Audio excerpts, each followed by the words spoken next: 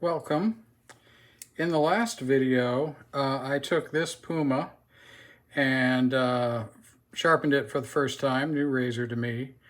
We started on the 2K, went to the 4K, then 8K, and then finished on a cuticle. And the cuticle, the shave from that edge was very good, very comfortable especially. And I commented that it would be interesting to try to push the edge on the cuticle. So that's what we're going to do today. Now, normally, when you push an edge or when you see somebody push an edge, what they do is they simply go back to the fine stones. They might step back to something like an 8K and kill the edge and bring the 8K back and then go to the finishing stone. So in my case, that would be 8K and then cuticle. And so, you know, that's probably what you would expect me to do, but I'm not going to do that. Instead, I'm going to pay attention to what I first learned about this razor, which is that it was honed with tape. And so what I'm going to try to do to refine the edge is actually refine the geometry. And so let me talk a little bit about what I'm going to do and what that refinement is going to be. So I've talked before about how the center line of the spine, the center line across the spine where it touches the stone, defines the sharpening angle, which is through the center line of the blade. And when you use tape, when you don't use tape, the spine wears, and so this distance across the spine gets smaller. But when you use tape, that distance does not get smaller. So what happens? Hang on, I need to find a pencil. Here's one. So what happens is that this distance stays, instead of with tape, this distance stays the same, but when you put a new edge on, when you wear away the blade to put a new edge on, this distance gets smaller. And I'm exaggerating everything here. But this distance through the center of the blade gets smaller every time you sharpen, whether you use tape or don't use tape. This is true either way. But if you use tape, this distance remains the same. So the first sharpening that you had with tape might look on the stone like this, where you rest the spine of the razor on the stone, and you get an edge perfectly shaped in this case, like this. But the next time you sharpen, the blade wears away, the edge wears away, and if you don't allow the spine to wear, then the next time that you sharpen, you have a situation like this. And so let's see what happens to the resulting angle. And as you can see, that resulting angle gets wider. So your bevel angle, if you use tape, every time you sharpen, your bevel angle gets wider. Now, that's just geometry. That's just observable. It's verifiable. There's really this is not an opinion. What is an opinion is each person's aptitude for shaving with different shapes of bevels. Some people don't mind. It doesn't even affect them to have a wider bevel angle than the original razor was manufactured with. And some people, like me, prefer to try to stay true to the original design and keep that angle optimized. Today, what I'm going to do to try to reduce the bevel angle that was created, and I don't know how much tape was used, but I'm going to just take a stab at reducing this bevel angle. So how do you do that? Well, you do that by reducing the spine, the spine width. And the way I'm going to do that is to put Kapton tape. Here, let's see if you can see. There you go. Kapton tape on the edge. And then I'm going to wear away the spine on a 1K stone for a little while. I'm not trying to do a huge change. I'm not gonna put a tremendous amount of wear into the spine doing this, but I want to reduce that bevel angle a little bit to see if the narrower edge shaves better. And so that's my experiment for the day. Now you might wonder, have I ever done this before? And the answer is, well, yes, I have. Here is a gold dollar that shaves really, really well. And you say, okay, well, that's great. I have a gold dollar that shaves well. Well, this one didn't when I got it. This one had a really wide spine, and it had a bevel angle that was in excess of 20 degrees. It was like 21 point something degrees. So I decided, okay, so I wonder what would happen if I reduce that. So with this razor, I took it down. You see all the, hopefully you can see all the spine wear there. Yeah, you can see all the spine wear there. That's as a result of me taking using the same method. I taped the edge. And then took this to a very coarse stone, an Atoma 140, and took the bevel angle from 20 plus degrees to around 18 degrees. I can't remember if it's just shy of 18 or just over 18. It was a ton of work. Nonetheless, I have experience with this, and it improved this razor for me just exponentially. This is actually a good shaver. I never use it because the gold dollars, I have such good razors that, you know, the handle here is clunky, the balance is clunky, you know, but it shaves. It shaves. It's just, you know, very handle heavy and you know, it's just a clunky razor to shave with, but it shaves just fine. So anyway, that's what I'm up to today. Let me get set up and then I'll come back and sort of continue telling you about the plan. Okay, now the plan is to work on the spine only with tape on the edge on the 1K and put some wear in it, reduce that angle a little bit. Then I'll take the tape off, and then go through my normal progression, 2K, 4K, 8K, and then on to the caudicle. Now, you know, getting back to this thing, you might be saying, well, you know, does it make any sense to do something like this? Are you really improving things very well? And the answer is thinning at the edge, creating a narrower bevel angle is a common practice, especially in knife sharpening. And at least for me, it's been useful with razors. And I'll point out that this is what those vexatious convex honers are into. Now that's crazy town. I mean, you definitely don't want to be listening to anything those crazy convex honers have to say. They are nuts, you know. Definitely don't listen to anything they have to say. All right, so let's get started.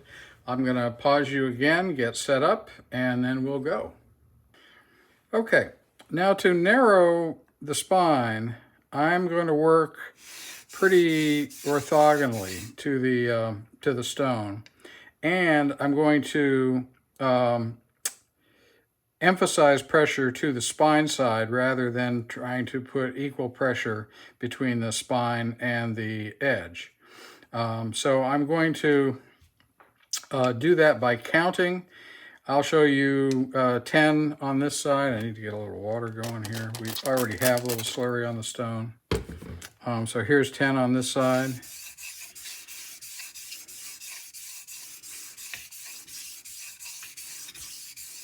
Okay, 10 on this side.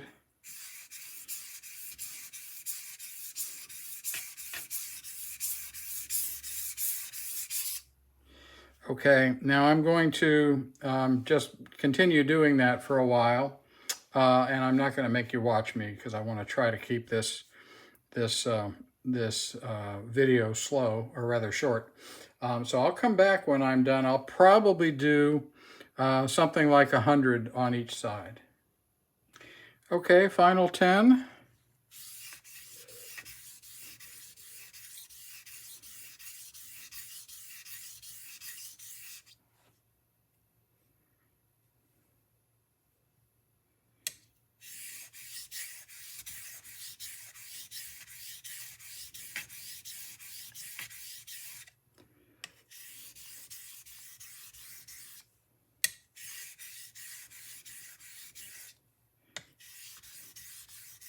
Doing a little extra because I did a row there with edge leading, and I've been doing these edge trailing. Okay.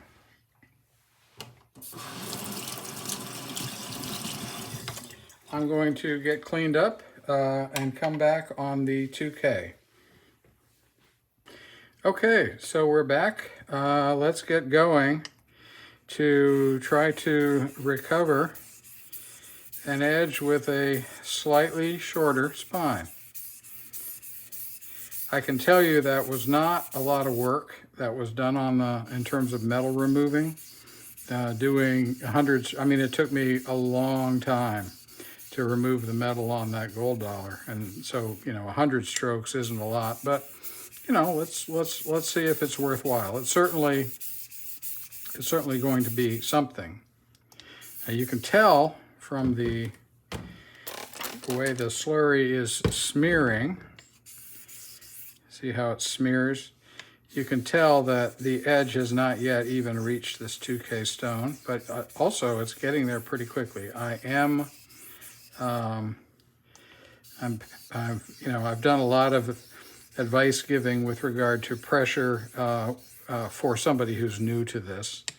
I am increasing pressure. I want this to move quickly. I don't need to concern at 2K. I don't need to concern myself too much with the beauty of the apex. That comes later. What I don't want to do is to I want, even though I'm increasing pressure into the stone for both the spine and the edge. Now let's clean that up.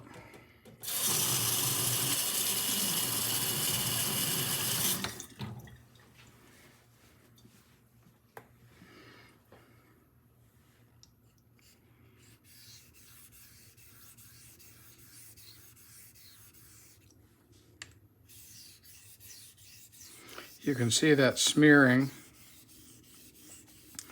That smearing is gone. Well, I can see it.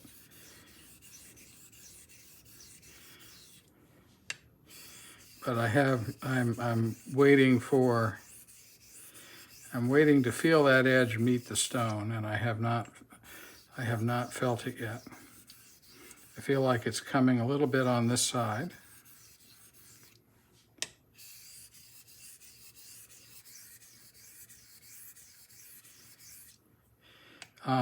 When you do this kind of thing, it's always surprising how long it takes even to adjust a small amount of geometry.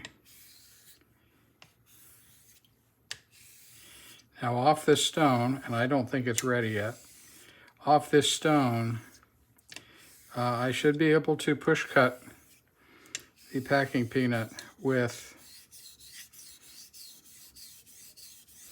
a little bit of pressure.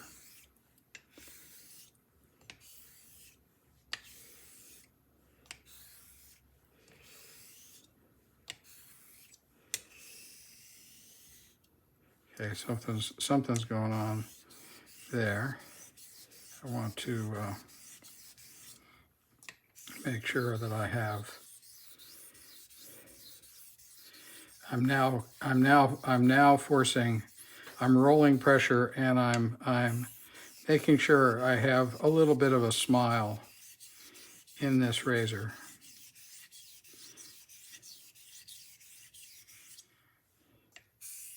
I do not want the center of the razor to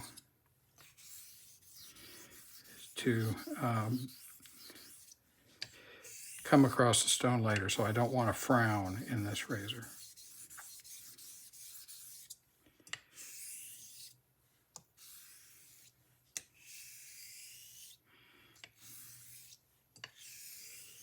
All right, that's starting to feel semi-okay. I would say that we're probably not there yet, but let's check.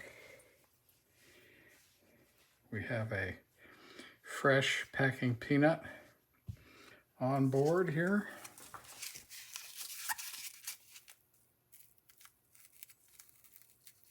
Yeah, not there yet.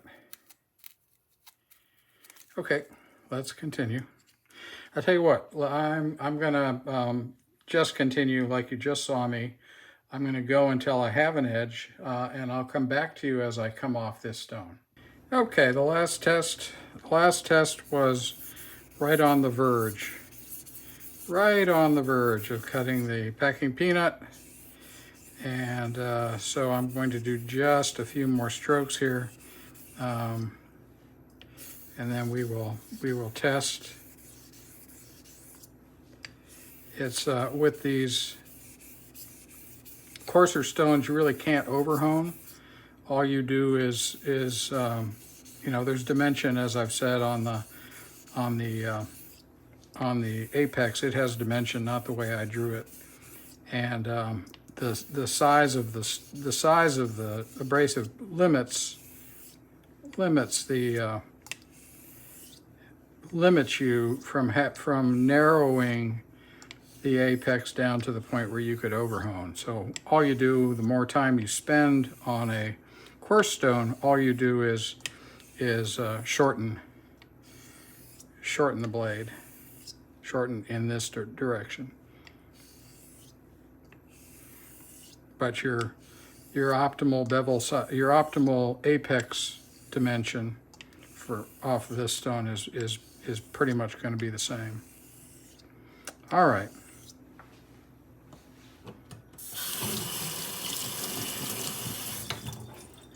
As I suspected, this was a fair amount of work, so it was worth not making you sit through it.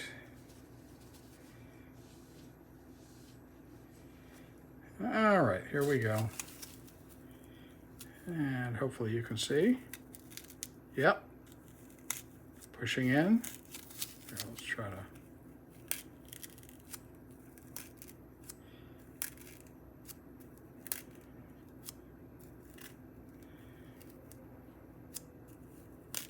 Oh, that's my yellow shirt. I was wondering what the yellow was. So we have very good pushosity now. So let's, I'm going to clean up the 1K. We're going to go to a 2K and hopefully be able to move along a little bit more rapidly. I misspoke earlier. We were on the 2K and we have moved off of that and on to the 4K. Hopefully I have this cleaned up, or I should say flattened. I raised a slurry on it already, so let's go to town.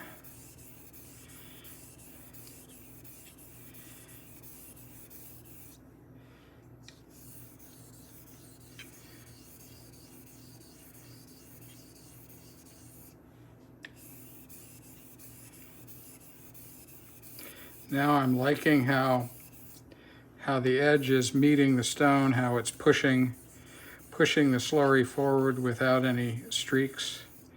So that's what we would like to see.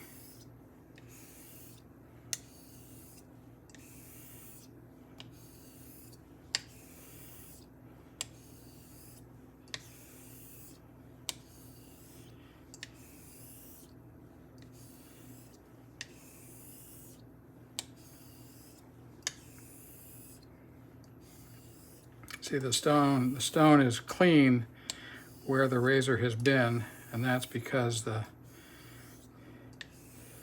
slurry is, the edge is moving under the slurry.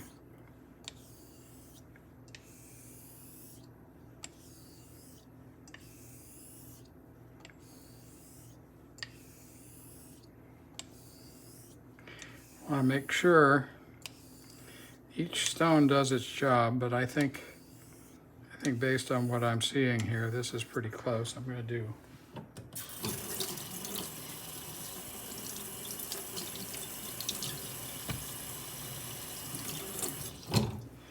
let this stone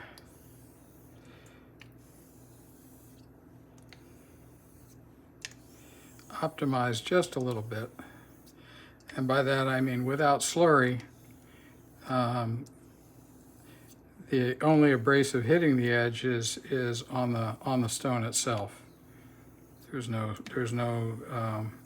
abrasive running along with the razor as it moves across the stone.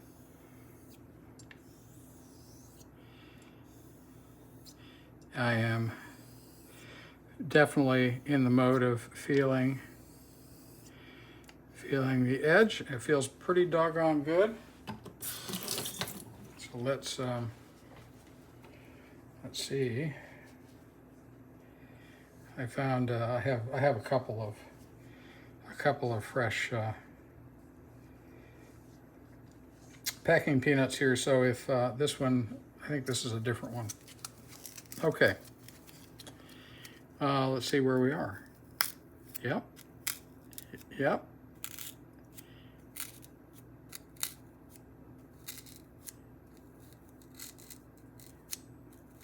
Yes, about the same pressure. Let me test the heel again.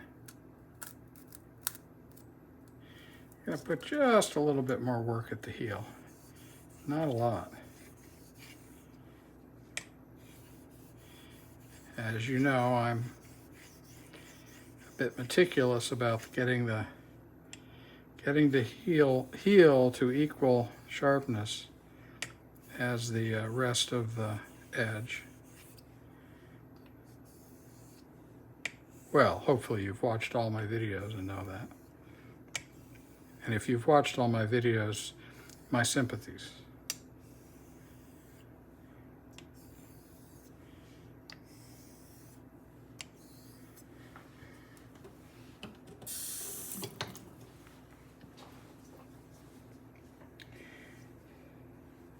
I will say that, and this is completely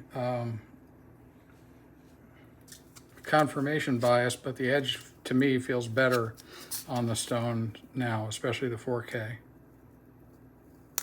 Okay. Yeah, there we go.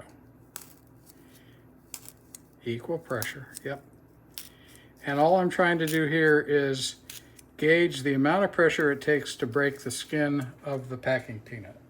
That's one of the cool things, is that the packing peanut, as the edge gets sharper, it takes less pressure to break that skin. So that's confirmation that the edge is getting sharper. Okay, I'm gonna pause you, get the 8K in place. All right, we're back. Here's the 8K. It's been flattened, it's been slurried, so let's get going here.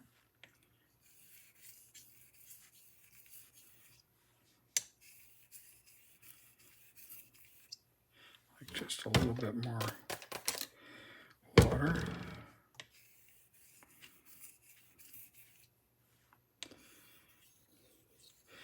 So I've mentioned this before, but the reason I have a bunch of stones, mostly synthetic because of that's my preferred stone for knife sharpening. And as a result, almost all of those stones are too coarse for razors. The glass stones are the only progression that I have that starts low. At one point I had a 220 and a 320. I think now my coarsest stone for glass stones is 500. But I've got 500 through 16K, stepping down one abrasive size or two, having the abrasive size at each step.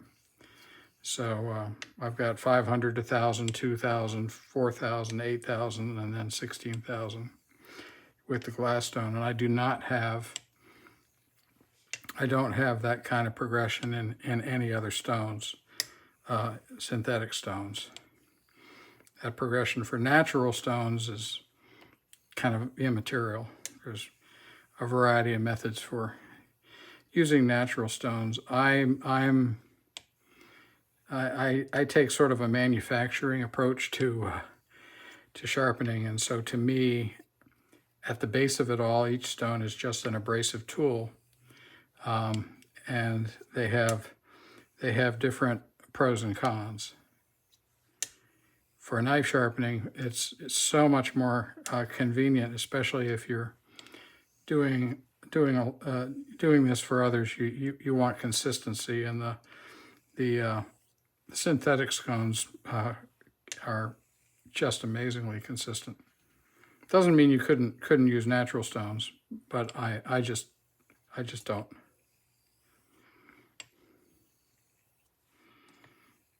Okay, that's really feeling good.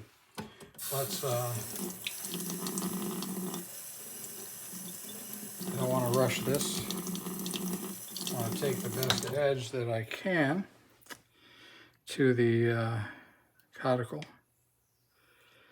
and we're going to not only check this, but as usual, I'll do a microscope image to let us see the beauty or the horror. Yeah, probably the better analogy is determine whether the edge is a beauty or a beast.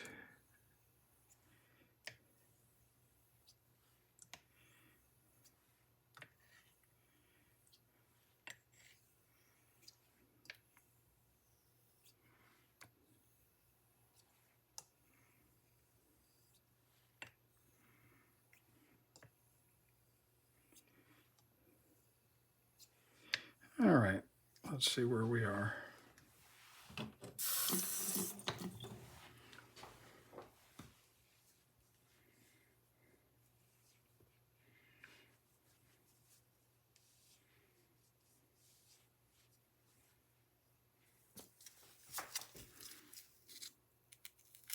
Oh, that's easy. Okay. Wow. Okay. That's almost no pressure. I mean, I was not here before. I mean, we're already push into the cloud territory here. This is kind of where I ended up last time. So let's go take a look at this. It might looks like a sawtooth. So let's go take a look, and then I'll be back. I'll take the picture. I'll show you the edge, and then I'll come back.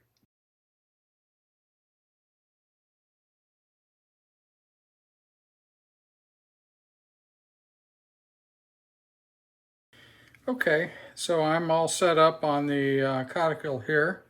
I showed you the original 8K edge, and then I thought about it and decided that it would be worthwhile to kill the edge, rebuild that 8K edge with fresh metal. So I showed you the second image after rebuilding the edge. They're very close.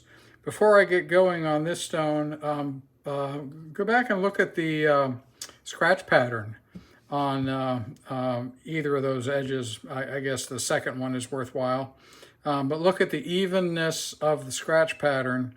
When I show you a microscope image of the scratch pattern off of this stone, it'll be pretty evident that there are different sized abrasives in this stone, different sized particles in this stone, whereas the scratch pattern on the 8K is pretty even across the bevel. Where when you see this one, you'll see evidence of much larger, of a variety of sizes of particles. Okay, so I have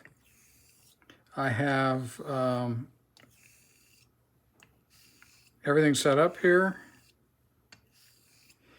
I want more.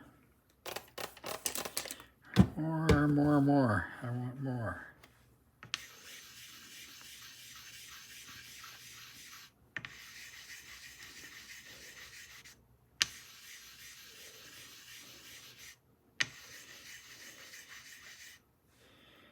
And I also want more support.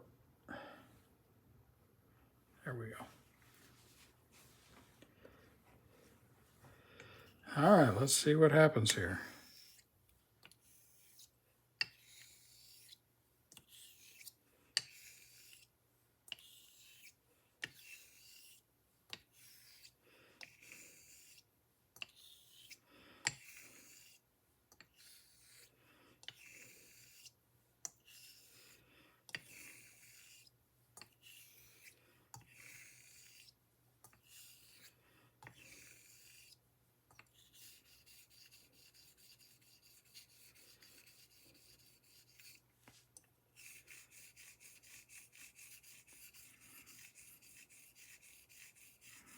I'm barely pushing on this, but I need to get that edge into this stone.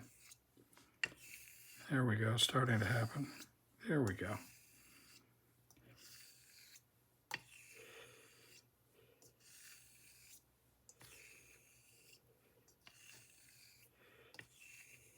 There we go. I never really got much of this on the last attempt, and that was a bother to me.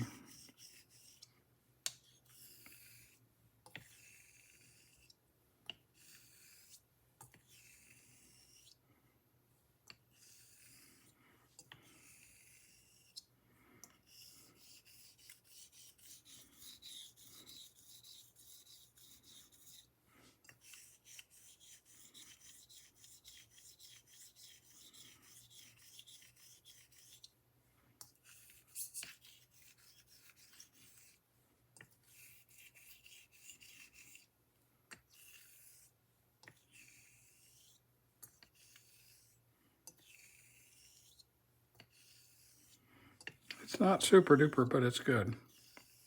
That side's very good. This side continues to have this corner coming up just a little bit. I'm just gonna take care of that with rolling. So it won't look uniform, but I'm rolling up onto it. It looks good under the microscope.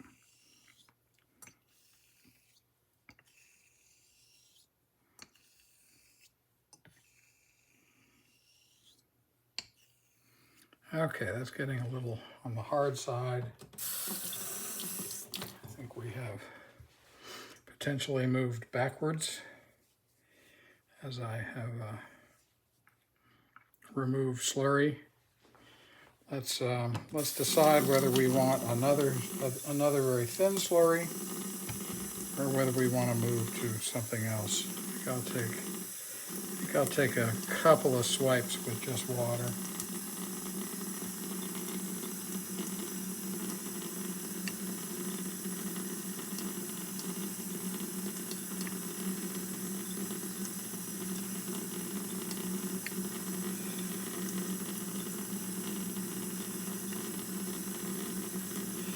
So it's behaving on this stone better than it did before,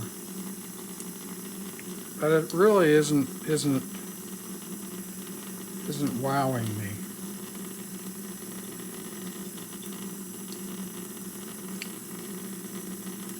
Stone's been flattened.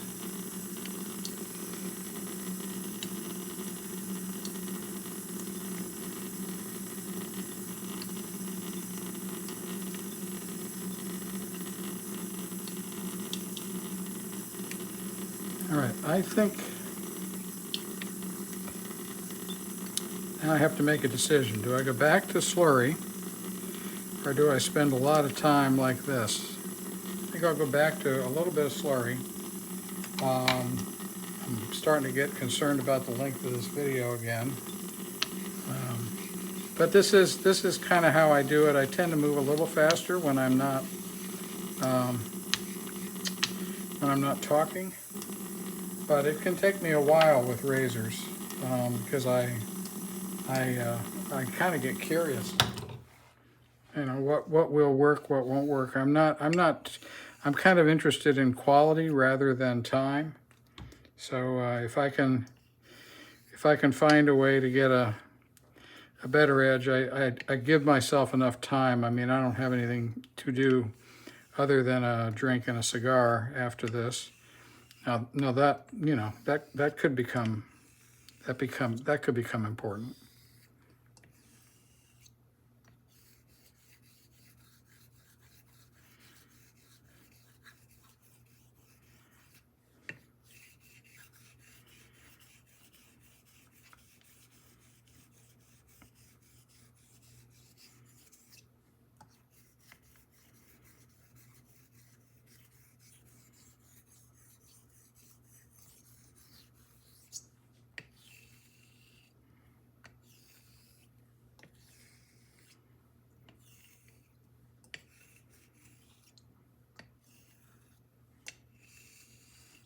Starting to get better.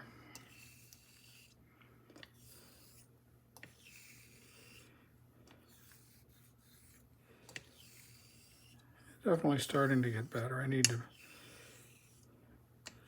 work on the problem area here.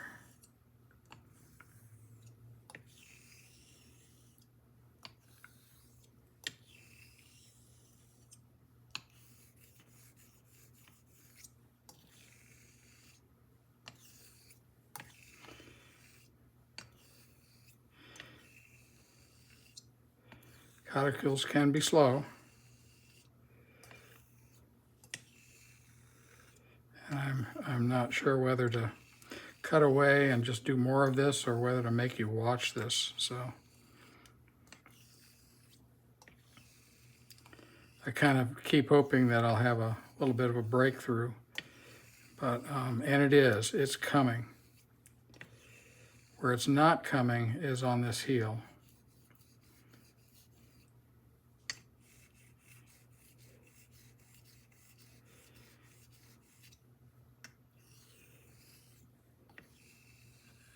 It's just starting. There, look at that. There we go. It's not picture postcard perfect, but it is doing what it should do. This is not a huge slurry. So I'm learning something from this.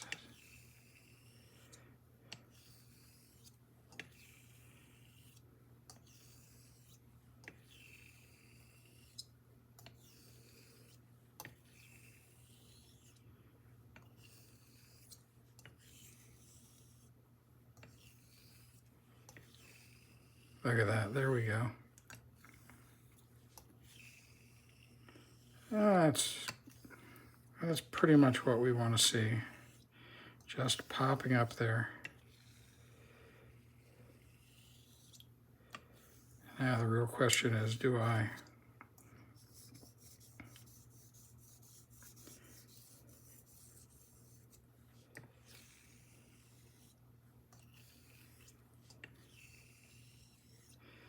Yeah, okay.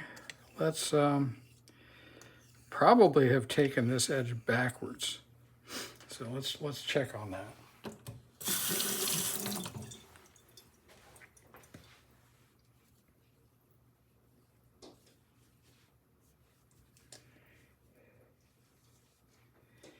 Because of the slurry and because of the the variety of sizes of particles in that slurry.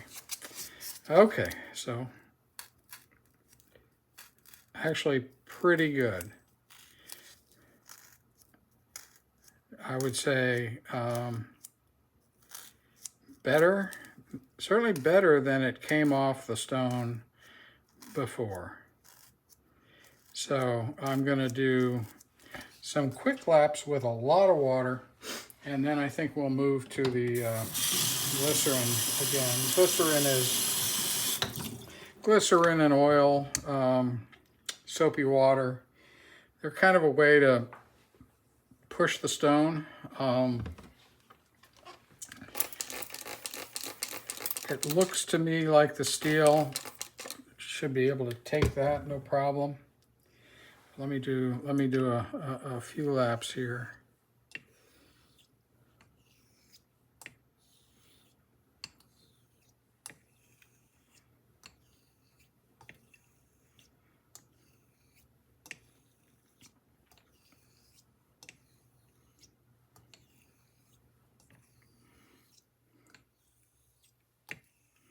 Really not great. It's testing well.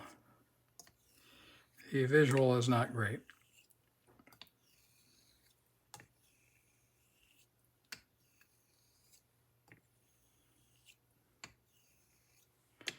All right, so I am going to get this thing set up with some glycerin, and I'm going to come back after I've done some laps. Again, these can be slow. This one is pretty slow. So I'm going to come back and after I've done a bit. Okay, I've only done a few passes on glycerin, and it's just looking measurably better than it ever did on the last honing. And it's feeling, I actually have good, what I would hope would be good feel. So I'm going to do a few more laps here. I haven't been on this for very long at all. It's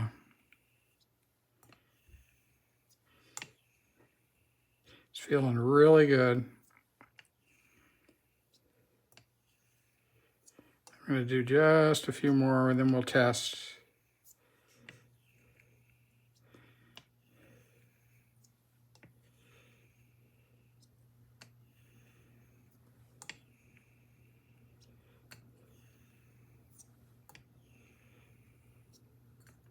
Oh yeah, that's really, really nice. It's a very thin layer, so it's not gonna, what I want to see is especially at the heel, it's immediately picking up just a tiny bit of it. I doubt you can see that. In fact, I doubt you can see much here. I'm gonna spin this. Make sure. So part of spinning is, again, you know, there's no guarantee that this stone has the same variety of particles here as it does there. So I'm spinning partly to get even wear, but mostly to make sure that the blade gets access to whatever the scratch pattern is on the entire stone, which presumably is good. If I thought that there was an area of the stone to be avoided, I'd probably get a new stone. All right, let's do some washing, do some testing, try to wrap this one up.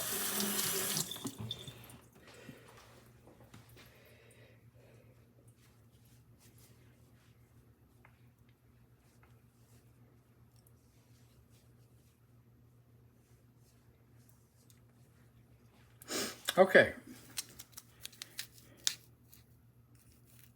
Wow.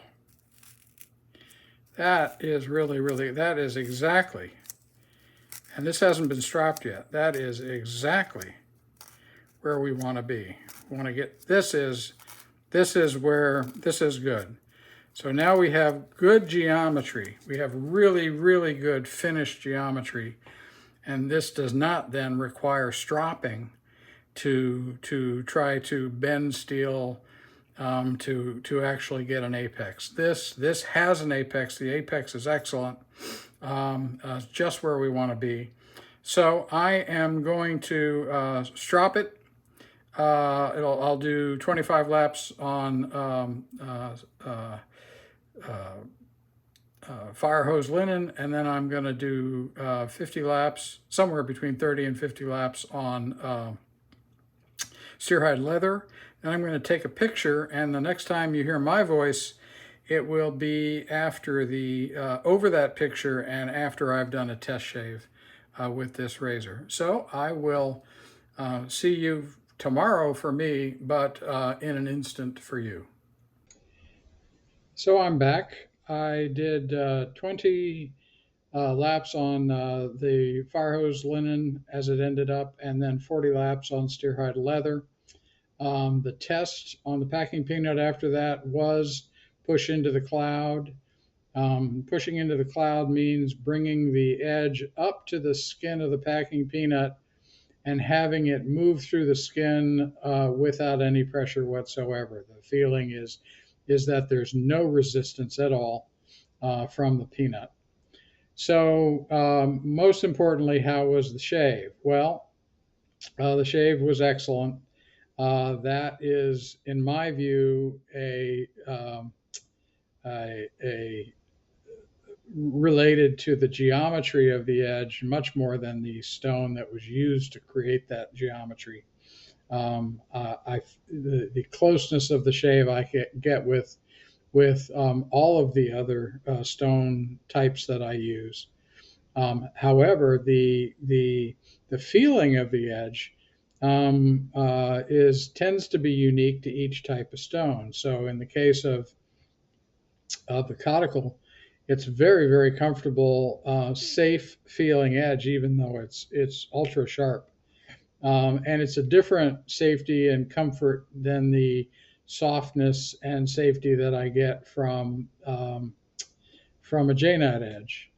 And I attribute that to the texture that gets imparted by the finishing stone onto the bevel and onto the apex. So anyway, a very successful test. I'm going to go back off camera and see if there's anything more. This steel seems to be holding up very well. So I'm going to see if there's anything more in the conical. I admittedly cut things a little short because I was thinking about the length of the video. So I'm going to spend just a little bit more time by myself to see if there's any more, but there won't be a lot more. If it's going to be a very small increment if I find something there. So anyway, thank you again for joining me. We're on the last days of Lather Games, and so this was a Lather Games shave for me. So I have to find a way to work this razor in, which won't be difficult. Again, thank you for joining me. I will see you in the next one.